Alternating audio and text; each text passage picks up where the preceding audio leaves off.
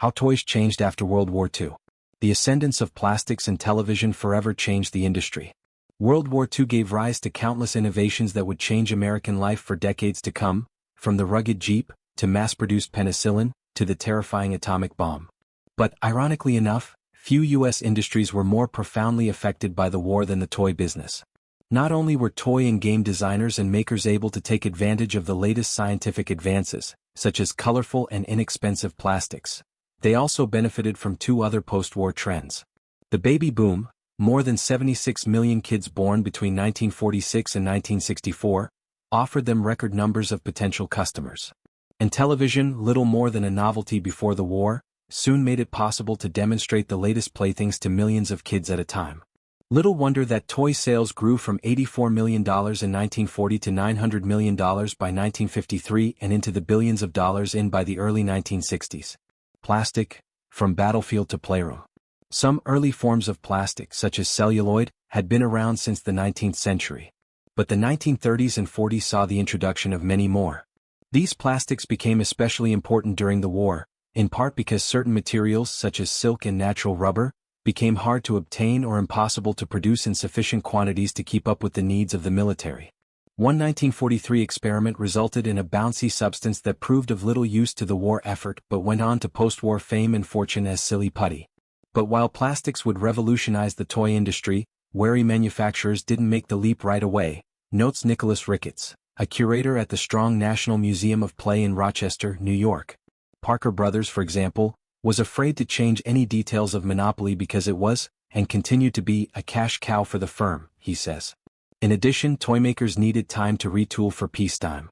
Milton Bradley had cut back its game production during the war to manufacture parts for airplane landing gear and machine guns. Lionel had switched from toy trains to telegraph keys, compasses and other military essentials. Before the 1940s came to a close, however, plastics were beginning to pop up on toy store shelves, often due to adventurous entrepreneurs willing to take a gamble.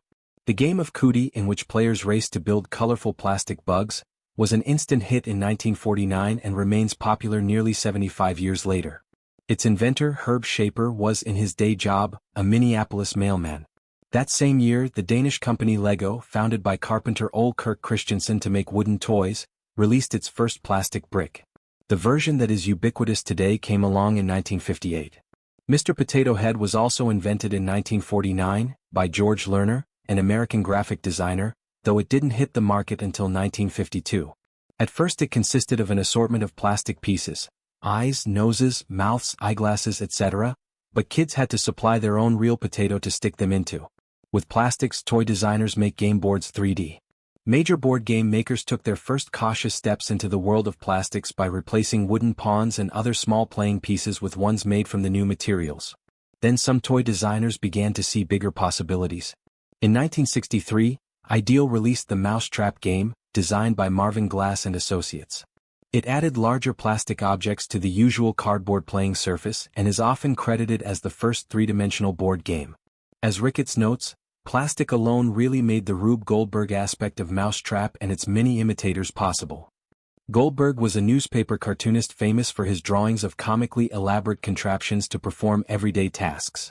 Glass and his team of designers drove innovation in the toy business, soon following up with other Goldbergian games that took full advantage of plastic's possibilities. Those included Crazy Clock, 1964, and Fishbait, 1965, both created in part by Dahlia Verbicas, one of the rare female game designers of the day.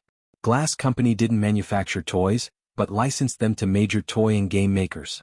Among its most famous creations, Mr. Machine, Ideal, 1960, Rock'em Sock'em Robots, Marx, 1964, and Operation, Milton Bradley, 1965. None would have existed but for plastic.